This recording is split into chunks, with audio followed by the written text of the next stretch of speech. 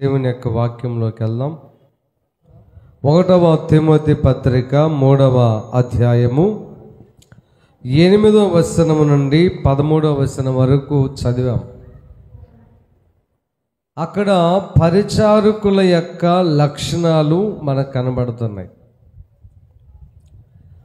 పరిచర్య చేసేటువంటి వారికి ఎలాంటి లక్షణాలు ఉండాలి? సర్వసాధారణంగా ప్రస్తుతం మనమున్న భక్తి విధానానికి, బైబిల్లో ఉన్నటువంటి భక్తి విధానానికి, మధ్యలో మేము నేర్చుకున్న భక్తి విధానానికి చాలా వ్యత్యాసం ఉంది. ఒక చిన్న ఉదాహరణ నేను మీకు చెప్తే మీకు అర్థమవుతుంది. చాలాసార్లు నేను చెప్పే ఉన్నాను. ఏసన్న అనేటువంటి ఆయన పాస్టర్ గారు ఒకప్పుడు విశ్వాసిగా ఉంటూ పరిచర్య నేర్చుకోవాలి అనే ఉద్దేశంతో కోటాల్లో పరిచర్య చేద్దామని చెప్పి వెళ్ళాడు. పరిచర్య చేయడానికి వెళ్తే ఈయన తెలియకుండా అన్నం తిన్న వెంటనే ఇస్తరాకు పట్టుకున్నాడంట. వెంటనే అక్కడున్న వాళ్ళు, బాయ్ ఎవరు నువ్వు అన్నారంట. అయ్యా, నేను ఇస్తరాకులు తీయడానికి వస్తున్నాను. ఇస్తరాకులు తీస్తావా, అంట్లు దోముతావా, అది ముఖ్యం కాదు. నీకు ఇస్తరాకులు తీయటం అనేది తక్కువగా కనిపించవచ్చేమో కానీ దానికి ఒక అర్హత ఉండాలి. హల్లెలూయా. పరిచర్య చేసే వాళ్ళకి అర్హతలు ఉన్నాయి, లక్షణాలు ఉన్నాయి, వాక్యములో ఉంది. మీ పాస్టర్ గారు ఎవరు? నువ్వు మారు మనసు పొందావా? నువ్వు రక్షణ అనుభవం ఉందా? విశ్వాసగా ఎంతకాలం ఉన్నావు? నీ గురించి ఒక మంచి సర్టిఫికేట్ అనేది వ్రాత రూపంగా కానీ మాట ద్వారా కానీ మీ పాస్టర్ గారు మాకు చెప్తే ఈ కోటాల్లో నీ చేత ఇస్తరాక దీపిస్తాం, పని చేపిస్తాం. లేదంటే పక్కన కూర్చో, వాక్యమును ప్రభులో అభివృద్ధి చెంది వెళ్ళిపో అన్నారంట. హల్లెలూయా. అసలైనటువంటి భక్తి అది. కానీ ఇప్పుడు అందుకు భిన్నంగా రివర్స్ అయిపోయింది. ఏంటది? కూర్చున్న వాళ్ళేమో గొప్ప, పనిచేసే వాళ్ళు తక్కువగా భావిస్తున్నారు. నీవు అసలు వాక్యానుసారంగా పరిచర్య చేయాలంటే ఎంతమంది ఆ యొక్క జల్లెడలో తేలిపోతారో, ఎంతమంది తేలిపోతారో తెలియదు. వాక్యమైనటువంటి జల్లెడలో నిన్ను పోసి ఈరోజు అలాగ ఊపినట్లయితే ఎంతమంది కింద పడిపోతారో, ఎన్ని రాళ్ళు తేలిపోతాయో మనకు అర్థం కాదు. నువ్వు అనుకుంటావు పరిచర్య అంటే అదేదో ఎవరో చేస్తారులే, అదేదో పని వాళ్ళేమో, లేకపోతే అది ఒక నామోషిగాను, లేకపోతే మేమెందుకు చేయాలనే భావనగాను మీకు అనిపిస్తుంది.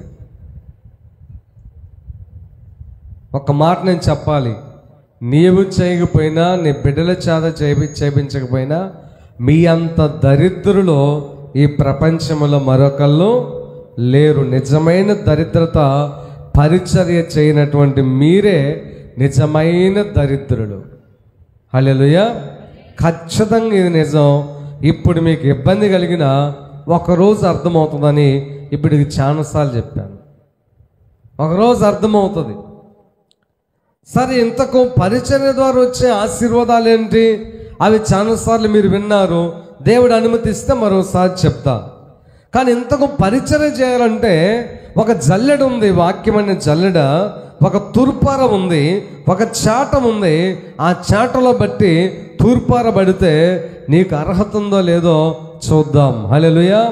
ఇప్పుడు ఉదాహరణ, పాటలు పాడటం లెక్క ప్రకారంగా పరిచర్యలో భాగం. అది అందరికీ అసలు పాట పాడటం అనేది అసలు లేదు, అస్సలు లేదు అవకాశం.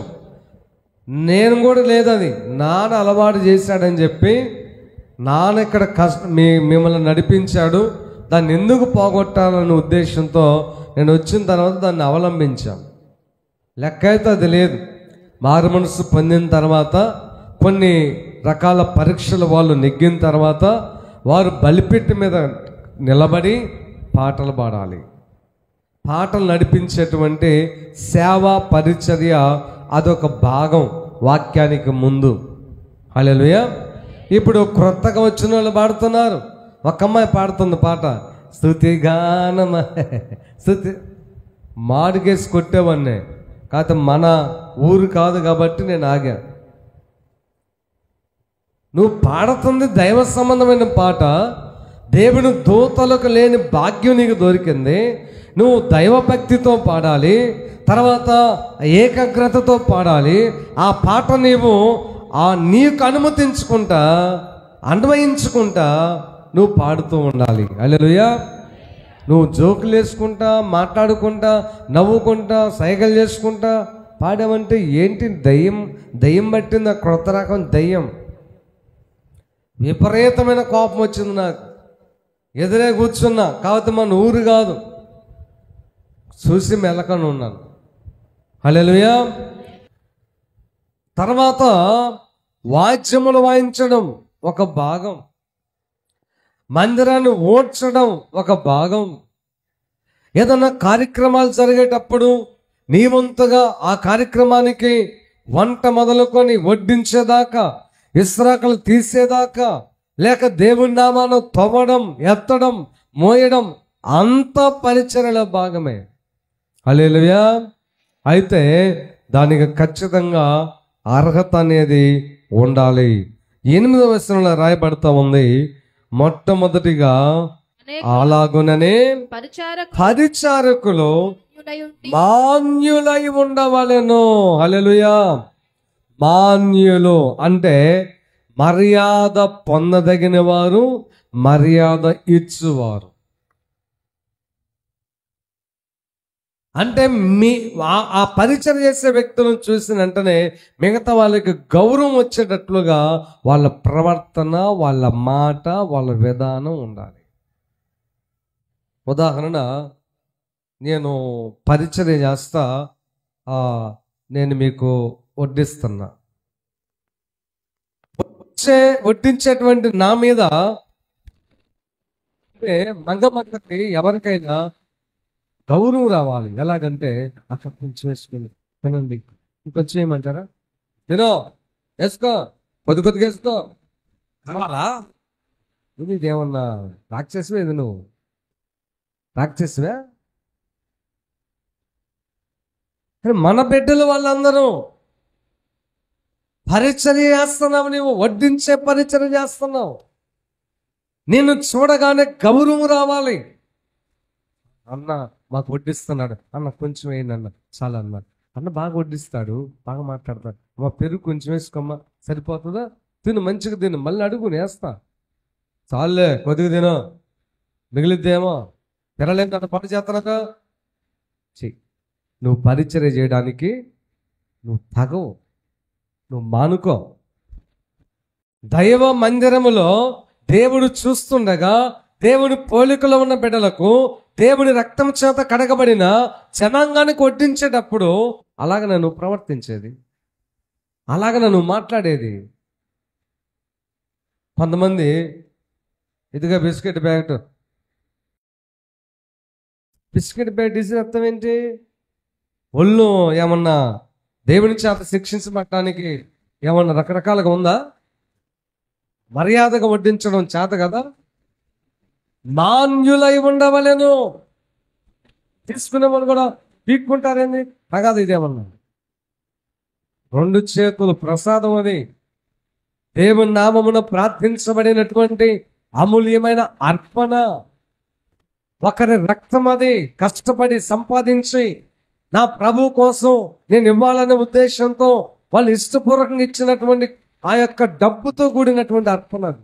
అది బిస్కెట్ అయినా సరే, ఇంకేదైనా సరే, అది ఇట్లా ఇసిరేయకూడదు. కాయ అయినా, బిస్కెట్ అయినా దగ్గరికి వెళ్ళి ఆ వ్యక్తి నీకంటే తక్కువ, ఎక్కువ, లేక మురికిగా ఉన్నారా, శుభ్రంగా ఉన్నారా, నీకు అనవసరం. అలాంటప్పుడు మానుకో పరిచయం.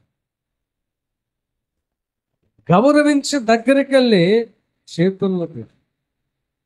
అన్నం వడ్డించేటప్పుడు మనిషి ముఖాన్ని చూడొద్దు, దేవుని ముఖాన్ని చూడు. హదీస్ వడ్డించేటప్పుడు నీ బంధువులకు ఒక టైపు, నీ కులస్తులకు ఒక టైపు, లేకపోతే చదువుకున్న వాళ్ళకు ఒక టైపు, మోటోళ్ళకు ఒక టైపు. జాగ్రత్త. నీవు మాన్యత లేనటువంటి మొదటి లక్షణమే నీలో లేదు. నువ్వు పరిచర్య చేయడానికి తగవు. ఇస్త్రాకు తీసేటప్పుడు తీసుకో అనకూడదు. అందరు ఇస్త్రాకు తీసేటట్టయితేనే నువ్వు వంగు, లేకపోతే ప్రశాంతంగా పక్కనకు వచ్చి. ఎవరు నిన్ను బలవంతం చేయట్లేదు. ఎవరు తీసేంత ఆ దీనత్వం లేదనుకోండి, ఎవరి ఇస్త్రాకు వాళ్ళు తీసుకుని కొత్త నియమమైన ఒకటి నేర్పిస్తా గానీ ఇలాంటి గర్వపోతుల ద్వారా పరిచర్యను పాడు చేయడం మాత్రం నాకు ఇష్టం. హల్లెలూయా, హల్లెలూయా. కాబట్టి పరిచారకులకు ఉండవలసిన మొదటి లక్షణము చెప్పాలి, మాన్యత. ఇతరులకు మర్యాద ఇవ్వాలి. నిన్ను చూసి కూడా అంటే నిన్ను గౌరవించే విధంగా నీవు కూడా ఎదుటి వారి మనసులో స్థానం సంపాదించుకోవాలి. హల్లెలూయా.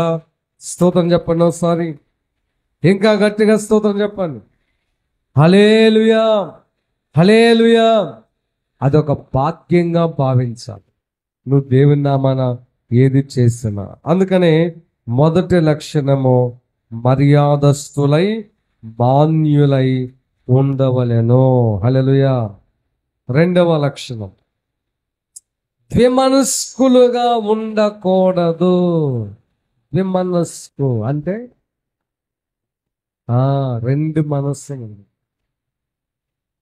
దాదాపుగా ఇక్కడ అసలు మనందరం తేలిపోతాం. అస్సలు నేను కూడా పనికిరానేమో అనిపించింది.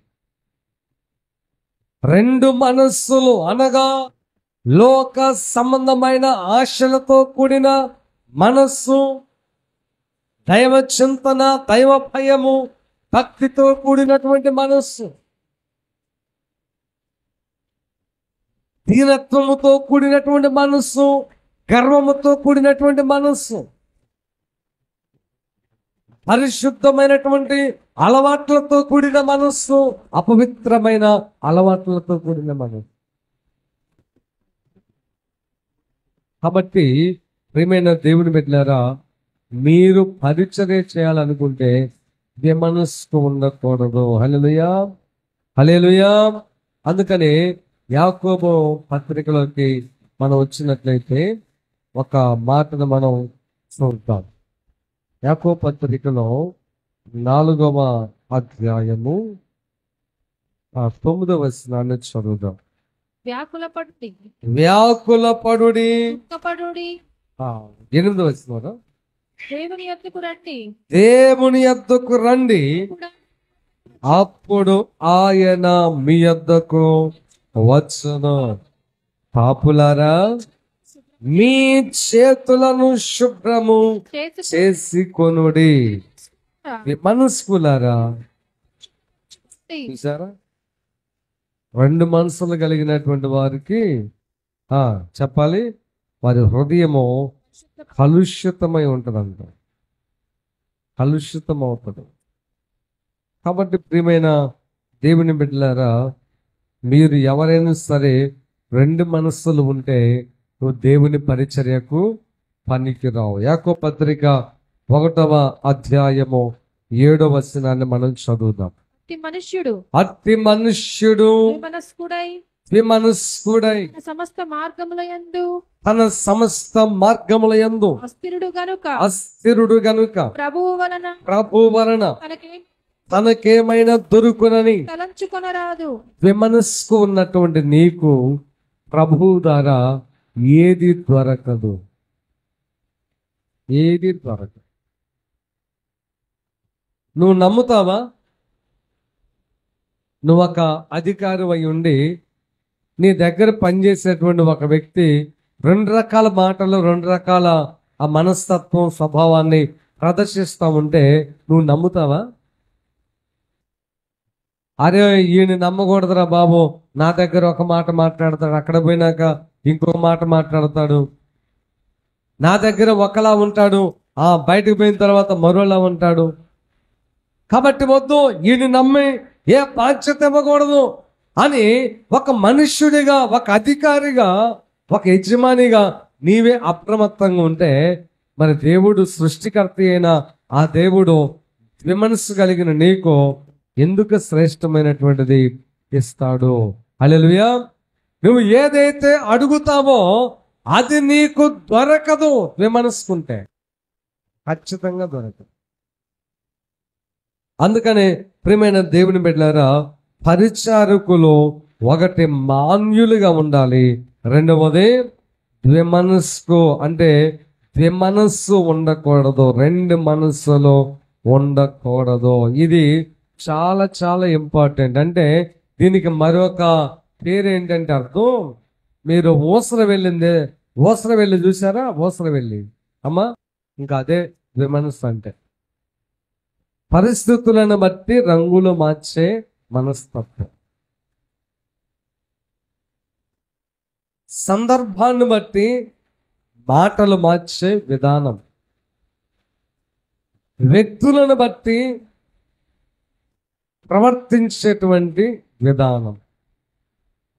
అంటే స్థిరమైనటువంటిది ఏది ఉండదు. ఇలాంటి ద్విమనస్సు నీలో ఉన్నట్లయితే నువ్వు ఎప్పటికీ దేవుని కోసము విలువైన వ్యక్తిగా ఎదగలేవు. రెండోది, దేవుని ద్వారా నీకేమి కూడా దొరకదు. అర్థమవుతున్న వాళ్ళు స్తోత్రం చెప్తారు. హల్లెలూయా. కాబట్టి పరిచారకుల యొక్క లక్షణాలలో మాన్యులుగా ఉండాలి, విమర్శ కలిగి ఉండకూడదు. మూడవది, మిగుల మద్యపానాశక్తి అలవాటు ఉండకూడదు. అయితే ఇక్కడ కొన్ని విషయాలు గుర్తుపెట్టుకోవాలి. ఇశ్రాయేలీయులకు ద్రాక్షారసము త్రాగటం అనేది అన్నములో మనం కూరేసుకొని తినటం ఎలాగో వాళ్ళకి అలా అలవాటు హనోకు దగ్గర నుంచి, నోవహు దగ్గర నుంచి అలవాటు. ద్రాక్షారసం వేరు, మద్యము వేరు. ద్రాక్షరసం అంటే ద్రాక్షరసమే. మద్యం అంటే ఆ ద్రాక్షరసాన్ని పుల్లగా చేసి ఇన్ని నెలలు, సంవత్సరాలని స్టాక్ చేసి దాంట్లో కొన్ని రకాల పదార్థాలు కలిపి మత్తు వచ్చే విధంగా తయారు చేసుకొని తాగేది మద్యము. అప్పుడు మీకు అనిపించవచ్చు, ఇక్కడ మద్యం అనే ఉంది కదా అంటే, ఇక్కడ ట్రాన్స్లేషన్ చేసేటప్పుడు మద్యం అనే దగ్గర కూడా వైన్ అనే ఉంటుంది, ద్రాక్షరసం అనే దగ్గర కూడా వైన్ అనే ఉంటుంది. ఉదాహరణ, బైబిల్ ఒక్కళ్ళ ట్రాన్స్లేషన్ చేయలా, అనువాదం చేయలా. అంటే వారికి అలవాటైన ఎట్లా వ్యవహార శైలి ఏదైతే ఉందో దాన్ని వాళ్ళు మాట్లాడతారు. ఉదాహరణ, అబ్బాయిని సెంటర్ దాకా వదిలిపెట్టరా అని మనం అంటాం, వేరే ప్రాంతానికి పోతే తెగబెట్టరా అంటారు. నేను ఇంకో ప్రాంతం పోయా, ఇప్పుడే తోలు వచ్చారు అన్నాడు అబ్బాయి. తోలు వచ్చావా? ఎవరినన్నా నేను, నాకు అర్థం కాక. అంటే గొర్రెలు ఉన్నాయేమో బహుశా, తోలు ఇప్పుడు ప్రార్థనకు వచ్చాడేమో అన్నా. అయా తోలుతో తోలేవు, కానీ నేను చెప్పిన పని ఏం చేశామంటే మీరు చెప్పిన వాళ్ళనే తోలు వచ్చాను అన్నాడు. అంటే అక్కడ విషయం ఏంటంటే భావనంతా ఒక్కటే, వారి వారి ప్రాంతాలను బట్టి వాళ్ళకు వచ్చిన ఆలోచన విధానాన్ని బట్టి అనువాదం చేశారు. ఇక్కడ మద్యము అంటే ఓన్లీ ద్రాక్షరసం అనే అర్థం. హల్లెలూయా. కాబట్టి ద్రాక్షరసమైనా తేనైనా ఏదైనా ఎక్కువ తాగకూడదు, అది మంచిది కాదు. స్తోత్రం చెప్పండి అర్థమైన వాళ్ళు. ఇక్కడ మిగుల మద్యపాన శక్తి అంటే ద్రాక్షరసం కూడా ఎక్కువగా త్రాగితే అది క్షేమం కాదు, అది ఆరోగ్యానికి మంచిది కాదని ఇక్కడ అర్థం. అంటే తగు మాత్రం తాగండి అంటే రియల్గానే ద్రాక్షరసం. ఇప్పుడు నేను మీకు ఇస్తున్నానా పల్లారాధన, ఆ ద్రాక్షరసమే. మీరు ఎప్పుడైనా జ్యూస్ పాయింట్ దగ్గర తాగుతున్నారా? ఆ ద్రాక్షరసమే. ఇది వైన్ కాదు, అంటే మత్తు పదార్థంతో కూడిన మద్యపానం కాదు. కాబట్టి అర్థం చేసుకోవాలి. హల్లెలూయా.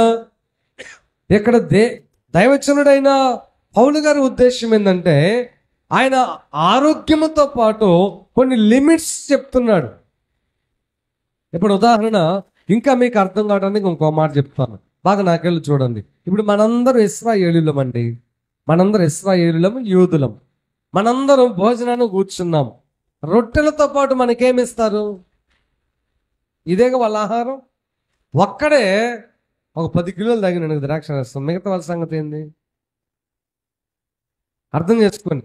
ఇప్పుడు పోసే ద్రాక్ష రసమే, రొట్టెలతో పాటు ద్రాక్ష రసం ఇస్తారు. ఈ రొట్టె తీసుకుని వెళ్ళి ద్రాక్ష రసంలో ముంచుకొని తింటారు. అదే వాళ్ళ విందు. వాళ్ళకి రైసు కూరలు లేవు, అవి ఎక్స్ట్రా. అయితే ఇప్పుడు మిగుల మద్యపాన శక్తి అంటే ఎక్కువగా మీరు ద్రాక్ష రసం తాగబాకండి. ఎక్కడ పోయినా కొంత లిమిట్గా తాగండి. నువ్వు అక్కడవే తాగితే మిగతా వాళ్ళకి ఎలాగా అనేది అక్కడ ఉద్దేశం. హల్లెలూయా. ఎందుకంటే వాళ్ళు ఎవరు చెప్తున్నాడు ఇవన్నీ? మరి పరిచయాలే వాళ్ళే దగ్గర అనుకోండి, మరి మిగతా వాళ్ళ సంగతి ఏంటి? అది అక్కడ భావన. ఇప్పుడు నేను వడ్డిస్తున్నానండి ద్రాక్ష రసం, నేనే తాగాను అనుకో, మరి మీ సంగతి ఏంటి? అందుకే దీనికి ఇంకొక భావన కూడా వస్తుంది. ఏంటో తెలుసా? వడ్డించే మీరు లోపల సంకుచితమైన మనసు ఉండకూడదు. అయిపోతుంది మళ్ళీ మాకు ఉండదేమోనని చెప్పి దాచుకోకూడదు. అది కరెక్ట్ కాదు, అసలు కరెక్ట్ కాదమ్మా. దాచుకోవద్దు. ఏంటి మళ్ళీ వండుకుందాం, ఆ రోజు లేదనుకో నెక్స్ట్ ఇంకొక రోజు మంచిగా చేసుకొని తిందాం. అంతేగాని అలా తెలియక చేస్తారు కొంతమంది. నేను తప్పు పట్టట్లా, ఇక్కడి నుంచి అలాగ మనం చేయొద్దు. వచ్చేటువంటి జనానికే మనం వడ్డించాలి. హల్లెలూయా. ఇప్పుడు తల్లి ఉందనుకోండి, తల్లి భర్తకు వడ్డిస్తుంది, బిడ్డలకు వడ్డిస్తుంది. తను దాచుకుంటుందా? ఏం చేస్తుంది? ముందు భర్తకు పెడుతుంది, పిల్లలకు పెడుతుంది. వాళ్ళతో పాటు కొంతమంది నువ్వు కూడా తిని మాతో అని అంటే వాళ్ళతో పాటు తింటది. లేకపోతే వాళ్ళందరూ తిన్నాక తింటది తల్లి. హల్లెలూయా. ఇప్పుడు ముందు వీళ్ళు తింటున్నారు, తర్వాత ఇది రివర్స్ అయిపోయింది. ఇప్పుడు అమ్మ అంతకుముందేమో తల్లులు భర్తకు పెట్టి ఆయన తిని బేవు అని పోయినాక తిరగబెట్టి అది ఒక సెక్షన్ అయిపోయింది. కొంత నాగరికత వచ్చిన తర్వాత భర్తని పిల్లల్ని పెట్టి వాళ్ళందరికి పెట్టి వాళ్ళందరి వ్యవహారం ఆ రోజు విషయాలన్నీ మాట్లాడుకొని నాన్న గురించి పిల్లల గొప్పగా చెప్పి పిల్లల అవసరతల తండ్రికి చెప్పి తర్వాత ఇంట్లో అవసరతలో ఇరుగు పొరుగు వారి గురించి తల్లి బోధించి అది ఒక సెక్షన్. ఆ తరం అయిపోయింది. తర్వాత ఇంకొంచెం నాగరికత పెరిగిన తర్వాత తల్లి పెట్టుకుంటుంది, భర్తకు పెడుతుంది, పిల్లలకు పెట్టి అందరూ కలిసి తింటున్నారు. ఇది ఒక నాగరికత. ప్రస్తుతం ఈ 3 పోయినాయి, ఇంకొకటి వచ్చింది. ఏంటది? మీరు అనుకున్నదే ఏంటో చెప్పండి. మీరందరూ అవలంబించేదే. హల్లెలూయా. ఫస్ట్ మీరే లేడీస్ ఫస్ట్ అని చెప్పి మరీకి మీరు తిన్న తర్వాత మిగిలితే భర్తకి, ఇంకేమైనా మిగిలితే పిల్లలకి, లేకపోతే ఆర్డర్ పెట్టుకో అన్నారు. వద్దు, మన అవే బాగున్నాయి. ఈ 3 ఏదైనా బాగానే ఉంటుంది. స్తోత్రం చెప్పండి. హల్లెలూయా. హల్లెలూయా. సందర్భం వచ్చింది కాదు చెప్తున్నాను. నేను ఇప్పుడు కూడా నేను ఒక్కడిని తింటాను, నాకు అలవాటు లేదు. ఇప్పుడు కూడా లేదు, అసలు లేదు. మేము కొన్ని సంవత్సరాలు వెస్లీ దాదాపు కొంచెం స్కూల్కి అట్ట పోయేదాకా కూడా ఒక ప్లేట్లోనే తిన్నాం. మేము చాలా సంవత్సరాలు ఒక ప్లేట్లోనే తిన్నాం కలుపుకొని. ఆ తర్వాత పిల్లడు ఎక్కువ వచ్చిన తర్వాత 2 ప్లేట్లు అయిపోయినాయి. అయితే కలిసే తిన్నాం. ఇప్పుడు కూడా కలిసే తింటాం. నేను తినిపోయినాక ఆమె తింటాం, లేకపోతే ఆ ముందు తిన్నాక నేను తింటాం. ఇది మేము ఇంతవరకు చేయలా. నేను లేనప్పుడు, నేను ఏదైనా అరిసి రావడం లేట్ అయితే తినమన్నప్పుడు అప్పుడేదో, కానీ మాకు అది లేదు ఆ సెక్షను. ఆ దేవుడి దయ వల్ల. హల్లెలూయా. హల్లెలూయా. మీరు కూడా అబ్బాయిలో మీరు కూడా నేర్చుకోవాలి. ఒక భర్త అంటే బావుబావని కుక్కలాగో ఏదో దానిలాగా అరవటం కాదు పిల్లల మీద. వాళ్ళు కూడా మీ జీవితంలో ఒక భాగమని భావించి మీరు ఏదైతే తింటున్నారో ఆ రుచులు అభిరుచులు నీ భార్య నీ బిడ్డలు కూడా తినాలి. స్తోత్రం చెప్పని అర్థమైన వాళ్ళు. కాబట్టి పరిచారకుల యొక్క లక్షణాలలో ఒకటి మాన్యులై ఉండవలెను, రెండు ద్విమనస్కులుగా ఉండకూడదు, మూడు ఎక్కువగా ద్రాక్షరసం తాగేటువంటి ఆ అలవాటు అనేది మానుకోవాలి. అది కూడా తగదు. నెక్స్ట్ దుర్లాభమును అపేక్షించువారు దుర్లాభమును అపేక్షించువారై ఉండక. హల్లెలూయా. నెక్స్ట్ పాయింట్, దుర్లాభమును అపేక్షించువారై ఉండక. ఇప్పుడు నాతో పాటు మీరు పరిచయం చేస్తున్నారండి, బాగా అర్థం చేసుకోండి. రొట్టెలు పెడుతుంటారు, బీఫ్ పెడతారు, చికెన్ పెడతారు, తర్వాత లెగ్ పీసులు ఇచ్చే వాళ్ళు తెస్తారు, ఫ్రూట్స్ పెట్టే వాళ్ళు పెడతారు, బట్టలు ఇచ్చే వాళ్ళు ఇస్తారు, కానుక ఇచ్చే వాళ్ళు ఇస్తారు, ఇంటికి పంపించే వాళ్ళు పంపిస్తారు. మీరు పరిచర్యతో నాతో పాటు ఉంటా మీకు అపేక్ష రాకూడదు, అపేక్ష రాకూడదు. అందుకే పరిచారులకు పెద్ద ప్రమాదం అది. అందుకే తీసుకోకూడదు కొన్నిసార్లు. దానికి రివర్స్లో వ్యతిరేకతలు ఉంటాయి, అవమానాలు ఉంటాయి, బూతులు తిడతారు. ఒక్కోసారి మంచం ఉంటుంది, ఒకసారి మంచం ఉండదు, ఒకసారి ఉంటుంది, ఇంకోసారి తిండి ఉండదు. కాబట్టి మాన్యులై ఉండాలి, మనస్కులాగా ఉండకూడదు, మిగులు మద్యపాన శక్తి ఉండకూడదు, దుర్లాభమును అపేక్షించువారుగా ఉండకూడదు, ఆశ రాకూడదు. ఇలాంటి ఆశ వస్తే నీలో త్యాగం తగ్గిపోయింది. మాతో పాటు వచ్చినప్పుడు మాకు వచ్చేటువంటి అర్పణలు, ఈవులు, ఇంట్లో సమృద్ధి పరిచయం చేస్తాను, చూస్తావు. చూసిన తర్వాత అమ్మ ఇన్ని వస్తున్నాయా, నేను ఇవ్వకపోతే ఏమైంది అనేటువంటి భావన మొదట నీకు కలుగుతుంది. రెండోసారి వ్యసనం వచ్చేస్తుంది. మూడోసారి ఇచ్చే వాళ్ళను నువ్వు పరిచయం చేసుకుంటావు, నీ వైపు మళ్ళించుకోవడానికి ప్రయత్నం చేస్తావు. లాస్ట్ డేంజరస్ ఆ యొక్క పీరియడ్ ఏదంటే ఆ స్టేజ్ నీ వాళ్ళకి బ్యాడ్ చెప్పి ఈ యొద్దులే చాలా ఉన్నాయి అనే పరిస్థితికి వస్తావు. అందుకని పరిచయం చేసే వాళ్ళకి ఇదొక ప్రమాదం. పరిచయం చేసే వాళ్ళు మొట్టమొదట వ్యతిరేకులు అవుతారు. దైవజనులకు మొట్టమొదట వాళ్ళే వ్యతిరేకులు అవుతారు. అందుకని చాలా జాగ్రత్తగా ఉండాలి. ఒకవేళ నువ్వు మంచిగా ఉన్నావా, మోషే తర్వాత నాయకుడయ్యాడు చూసావా యెహోషువ, అంతటి వాళ్ళు అవుతారు. మీరు కాపాడుకునే విధానాన్ని బట్టి ఉంటుంది. హల్లెలూయా. అవునా కదా? ఇప్పుడు ఒకప్పుడు కష్టానికేగా ఫలితం అనిపించేది. మేము ఒకప్పుడు కష్టానికేగా బలిపీఠం మీద కూడా ఎప్పుడో పాత బట్టలు వేసుకొని ఆ క్రొత్త సంవత్సరంలో యేసు ప్రభు పుట్టినరోజు కూడా ఆరాధన చేసిన సందర్భాలు ఉన్నాయి. నేను చేసిన సందర్భాలు ఉన్నాయి. మా ఫ్యామిలీ చేసిన సందర్భాలు ఉన్నాయి. సూసాన గురించి గుర్తులేదు నా మట్టుకు. మరి అవన్నీ నేను మళ్ళీ చెప్పాల్సిన పనిలా. అంత దుర్భర జీవితం అనుభవించాం మేము. మరి దానికి జీతం ఇవ్వడా యేసయ్య ఒకరోజు? ఆ జీతం మేము కోసేటప్పుడు మాతో పరిచయం చేసే మీరు దెబ్బతింటారు. హల్లెలూయా. దెబ్బతింటారు. కొంతమంది 10 రూపాయలు ఇస్తారు కానుక, కొంతమంది 100 ఇస్తారు. అదే స్టెప్పు నా జేబులు పట్టణంత ఇచ్చిన వాళ్ళు కూడా ఉంటారు. కానీ పక్కన మీరుంటే దెబ్బతింటారు. మీరు అందరూ ఉంటారు, పేదవాళ్ళు ఉంటారు, ధనికులు ఉంటారు, కొంతమంది గౌరవించే వాళ్ళు ఉంటారు, కొంతమంది గౌరవించిన వాళ్ళు ఉంటారు, కొంతమంది బాగా క్లోజ్ మూమెంట్ ఇచ్చే వాళ్ళు ఉంటారు, కొంతమంది ఉంటారు అలా. అది వాళ్ళకున్న ఆప్యాయత. అది కొంతమంది ఆడపిల్లలు ఉంటారు, వాళ్ళు తండ్రిలాగా భావిస్తారు. అసలు తండ్రి ఇంకా నాకు మా నాన్న కూడా వద్దు, వాళ్ళ క్లోజ్ మూమెంట్ ఎవరుగా ఉంటుంది. అవన్నీ నువ్వు చూసావనుకో దెబ్బ వచ్చేసి అపార్థాలు వచ్చేస్తాయి, అపార్థాలు వస్తాయి. హల్లెలూయా, హల్లెలూయా. కాబట్టి ప్రియమైన దేవుని బిడ్డలారా, దానితో పాటు గౌరవం కూడా మీకు దక్కి. దుర్లాభం వచ్చేసింది, దురాశ వచ్చేసింది. గౌరవం వస్తే మాకేసిన ఆ పీట అది మీకేస్తారు.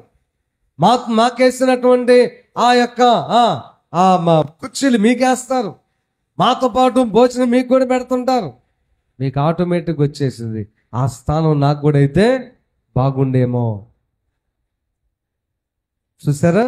అందుకనే దుర్లాభాపేక్ష మీరు కలిగి ఉంటే పరిచర్యకు పనికి రారు. హల్లెలూయా, హల్లెలూయా.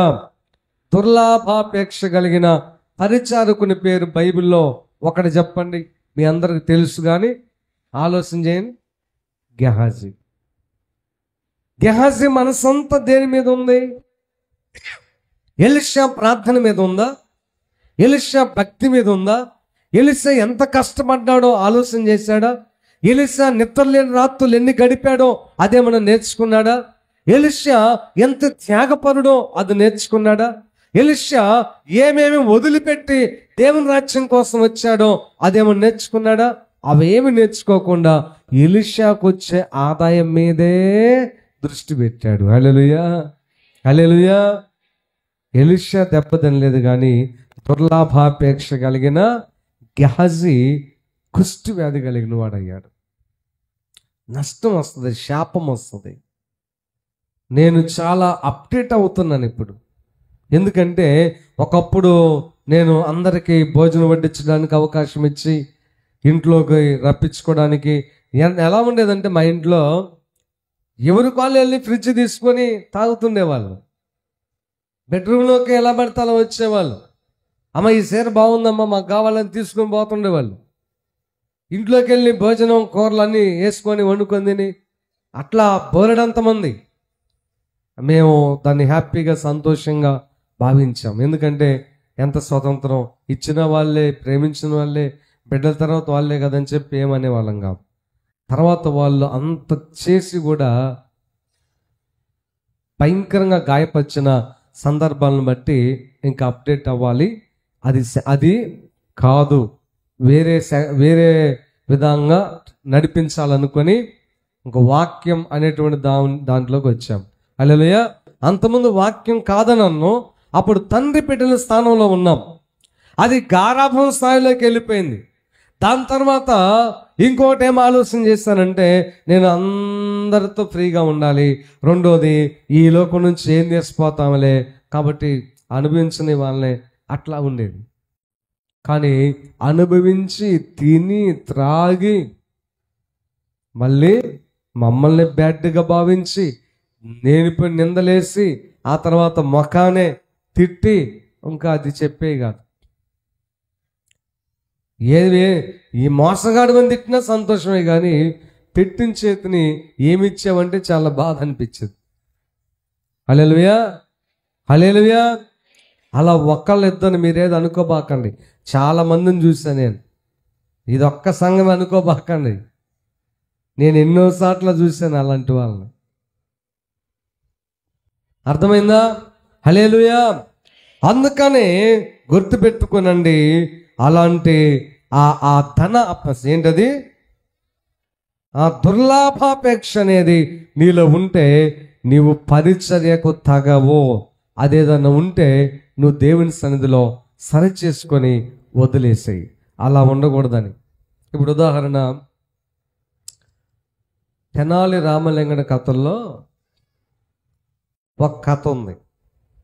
ఏమిటా కథ అంటే, రాజుగారు చెప్పాడంట, బాయ్ రేపు అందరు తీసుకొచ్చి పాలు పోయాలని. ఇక అది తెలుసుగా మీకు. వాడు అనుకున్నాడంటే అంతమంది పాలు పోస్తే నేను ఒక్క నీళ్ళు పోస్తే ఏమైందిలే, ఆయన అన్న పాలు ఏం చేసుకుంటాడు ఈ రాజు, మరి అంత ఇది కాకపోతే అని చెప్పి ఇటు తీసుకొచ్చి నీళ్లు పోసాడు. ఇలాంటి తెలివి కదా అందరిది. తీరా రాజుగారు చూసేలాగే మొత్తం నీళ్ళే ఉన్నాయంట, పాలు లేకుండా. అట్లాగే ఎవరికి వాళ్ళే చాలా వస్తున్నాయేమో అదేదో ఇదేదో ఎవరికి వాళ్ళు అనుకుంటే తీరగా మిగిలేదు పాలే, ఆ నీళ్ళే. హల్లెలూయా. ఏమున్నది అక్కడ? ఇది దుర్లాభాపేక్ష. హల్లెలూయా, హల్లెలూయా, హల్లెలూయా. ఆత్మ సంబంధమైనటువంటి మనస్సు కోల్పోయినటువంటి వ్యక్తులకు దుర్లాభాపేక్ష మనస్సు వస్తుంది. పరలోక సంబంధమైన మనస్సు కోల్పోయినటువంటి వాళ్ళకి దుర్లాభాపేక్ష మనస్సు వస్తుంది. ఆత్మలో పడిపోయినటువంటి వారికి, శరీర మనస్సు లోపలికి వచ్చిన వారికి దుర్లాభాపేక్ష మనస్సు వస్తుంది. ఎక్కువగా చెడు విషయాలు వినేవాళ్ళు, బ్యాట్లు చెప్పేవాళ్ళు, బ్యాట్లు వినే వాళ్ళకి దుర్లాభాపేక్ష మనసు వస్తుంది. గ్యాజువలే దెబ్బతింటావు. నీ పతనానికి నీవే కారణమవుతావు. నిన్ను దేవుడు చూసి చూసి చూసి నిన్ను విడిచిపెడతాడు యేసయ్య. చూసి చూసి చూసి నిన్ను వదిలేస్తాడు దేవుడు, నువ్వు ఇంకా సరి చేసుకోపోవటాన్ని బట్టి. హల్లెలూయా, స్తోత్రం చెప్పండి. కాబట్టి పరిచయం చేసేటువంటి వాళ్లకు దుర్లాభాపేక్ష అనేది ఉండకూడదు. నెక్స్ట్ పాయింట్, విశ్వాస మర్మమును పవిత్రమైన మనస్సాక్షితో గైకొని వారై ఉండాలి. ఇది వెరీ వెరీ ఇంపార్టెంట్. విశ్వాస మర్మం అంటే దైవజనుడు ఏదైతే చెప్తాడో అది పవిత్రమైన మనస్సుతో నీవు అంగీకరించాలి, దాన్ని అవలంబించాలి. ఇది కరెక్టా, అవునో, ఎందుకోసం చెప్పాడో, కావాలని చెప్పాడేమో, మా కోసమే చెప్పాడేమో, మా మీద ఆయన కోపమేమో, మా మీద, మా పిల్లల మీద, నా భర్త మీద, దాని మీద కోపమేమో. నీ మనస్సు కరెక్ట్ కాదు, అది పవిత్రమైన మనస్సు కాదు. కొంతమందిని చూశానండి, నేను మానేసా కూడా. వాళ్ళ పిల్లలను నేను చాలా గొప్ప పిల్లలంటే చిన్న పిల్లలు అనుకోబాకండి, పెళ్లి వయసుకు వచ్చినాయి వాళ్ళు నాకు పిల్లలే. చాలా మందిని చూసా, వాళ్ళని పైకి దిద్దామని, వాళ్ళ విషయం చాలా చర్య తీసుకుందామని చెప్పి అలా ట్రై చేస్తే వాళ్ళు ఫీల్ అవుతున్నారు ఏం చేసినా. ఇప్పుడు నాకు స్వతంత్రం ఉందనుకో, ఇప్పుడు ఈ పిల్ల పక్కకు చూసింది, కావ్య, వద్దులేదనా ఎందుకు చూసావు అంటే, ఎందుకని ఆ పిల్ల నా బిడ్డగా భావిస్తున్నా కాబట్టి సరి చేసి మంచిగా రెడీ చేయాలి, నా ఒపీనియన్. ఇక వీళ్ళ అమ్మ నాన్న బాధపడ్డారు అనుకో, అంతటితో కట్, ఇంక నేను చేయను. ఎందుకు, నాకు వాళ్ళు తప్పుగా తీసుకుంటున్నారు. స్వతంత్రం ఉంటేనే మేము గద్దిస్తాం. స్వతంత్రం కొట్టేంత స్వతంత్రం మీ మీద, మీ బిడ్డల మీద మాకు వచ్చినప్పుడే వాళ్ళ విషయం మేము చర్య తీసుకుంటాం. మీరు చిన్నదానికి పెద్దగా బాధపడ్డారనుకో, మాకెందుకు వచ్చిన బాధ? ఇప్పుడు నా మైండ్ అన్నీ ఒకే టైప్లో ఉంటుందా?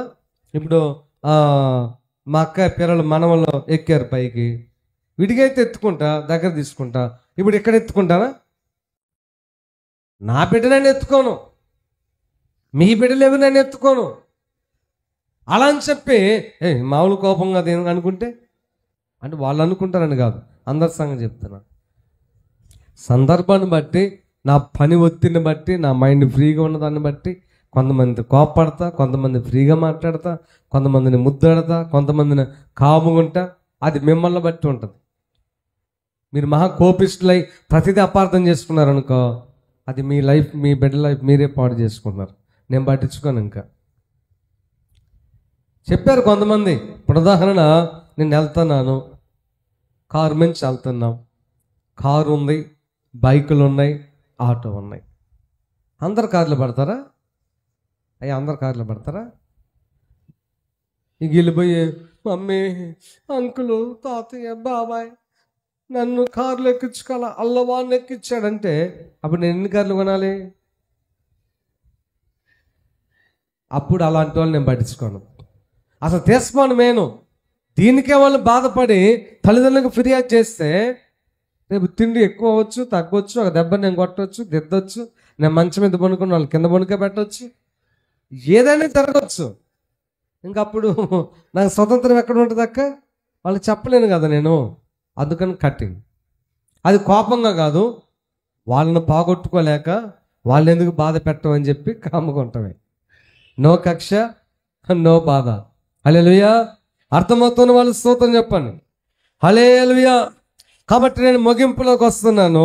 ఎలాగుండాలంటే పరిచారకులు విశ్వాస మర్మం ఏదైనా దైవజనుడు నీకు చెప్పినప్పుడు వాక్యానుసారంగా ఎలా ఉండాలి, వాక్యానుసారంగా అలా ఉండాలి, ఇలాగ మీరు అల్లరి చేయకూడదు, అలాగ క్రమంగా ఉండాలి, ఇలాగ మీరు చేయాలన్నప్పుడు దానిలో తప్పుని వెతికి నీవు అలాగ మాట్లాడటం, అలాగ ప్రవర్తిస్తే నువ్వు విశ్వాసిగా తగవు. నువ్వు నమ్మాలి మొదటగా దేవుణ్ణి, రెండోది దైవజనుని నమ్మాలి. ఆయన ఏది చెప్పినా మంచిదని మైండ్లో పడిపోవాలి. స్తోత్రం చెప్పండి గట్టిగా. డాక్టర్ దగ్గరికి వెళ్ళినాక నువ్వు పూర్తిగా ఆయన నమ్మాలి. నమ్మకపోతే ప్రతి పిల్ల నువ్వు డౌట్గా నేర్చుకుంటావు, అంతేగా. ఆయన చెబుతాడు, ఇది పొద్దునవాడు, ఇది మధ్యాహ్నం, సాయంత్రం 4 మింగి అంటాడు. వామ్మో 4 మింగితే సస్తానేమో, నా మీద ద్వేషంతో చెప్పాడేమో లేనిపోయిందని ఆ 4 ఏదో పొద్దున వేసుకో, పొద్దున్న మధ్యాహ్నం మార్చినావు అనుకో. నమ్మకం అనేది ఉండాలి. డాక్టర్ నువ్వు నమ్ముతావు కదా, ఆయన లైట్లు వేస్తాడు, కత్తి తీసుకుని వస్తుంటాడు, కానీ నువ్వు భయపడవు, నమ్మకం ఉంటుంది. అదే వేరే వాళ్ళు, మీ ఆయన వచ్చినా భయపడతావు, వీడేంది అర్ధరాత్రి టైంలో కత్తి తీసుకుని వస్తున్నాడు అని. మరి డాక్టర్ని ఇస్తే నీకెందుకు భయం ఉండదు? నమ్మకం. స్తోత్రం చెప్పండి. అలాగే విశ్వాస మర్మం అంటే ఏదైతే నీ విశ్వాసాన్ని బిల్డప్ చేసే విషయాలు, నీ భక్తిని కాపాడే విషయాలు ఏదైతే మేము చెప్తామో వాటిని మీరు నమ్మాలి, వాటిని గైకొనాలి. ఎలాగంటే పవిత్రమైన, ఇంకొక మాట వాడాడు అక్కడ, పవిత్రమైన మనస్సాక్షితో. వ్యతిరేక మనస్సుతో కాదంట, పవిత్రమైన మనస్సుతో అంట, మనస్సాక్షితో. అప్పుడు నీవు విశ్వాసిగా లేదా పరిచర్య చేయడానికి నీవు పనికి వస్తావు, లేకపోతే నేను పరిచర్య చేయడానికి పనికిరాం. ఒక చిన్న ఉదాహరణ చెప్తాను. ఇప్పుడు నేనుండి మా గోపి సంగతి చెప్తాను, ఎందుకంటే నిన్న వాడు చేశాడుగా పని. పొద్దున్నే 7 గంటల నుంచి నైట్ 11 దాకా ఉన్నాను నా కాడే. అప్పుడు వాడిని పిలిచి, రే నువ్వు ధన్యుడురా, నువ్వు ధన్యురాలివి, ఈరోజు చేసిన పరిచర్యకి పరలోకంలో గొప్ప బహుమానం నీకు వస్తుంది అన్నాను అనుకో.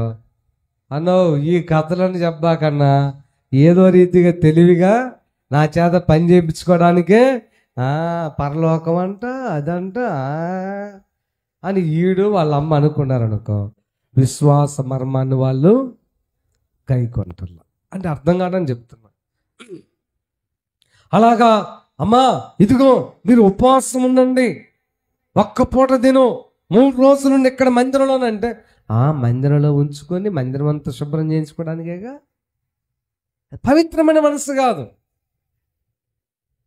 అంటే ఏది చెప్పినా నమ్మాలి, అది నిజమే చెప్తున్నాడు, మంచే చెప్తున్నాడు, మన కోసం చెప్తున్నాడు, మన క్షేమం కోసం చెప్తున్నాడు అనేదే పవిత్రమైన మనస్సు.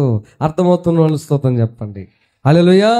అప్పుడు మాత్రమే నీవు పరిచర్యకు పనికి వస్తావు. ఒకసారి చెప్పండి, పరిచారకులకు ఉండవలసిన లక్షణాలు. నెంబర్ 1, మర్యాదస్తులై ఉండాలి. అంటే ఇతరులకు మర్యాద ఇచ్చేవారుగా, ఇతరుల దృష్టిలో కూడా గౌరవించబడేటువంటి ప్రవర్తన మాటలు కలిగిన మాన్యులుగా ఉండాలి. రెండోది, 2 మనస్సులు ఉండకూడదు. మూడోది, ఎక్కువగా ద్రాక్షరసపు త్రాగే ఆ తిండిపోతు అలవాటు అనేది ఉండకూడదు. 4వది, దుర్లాభాపేక్షను కలిగి ఉండకూడదు.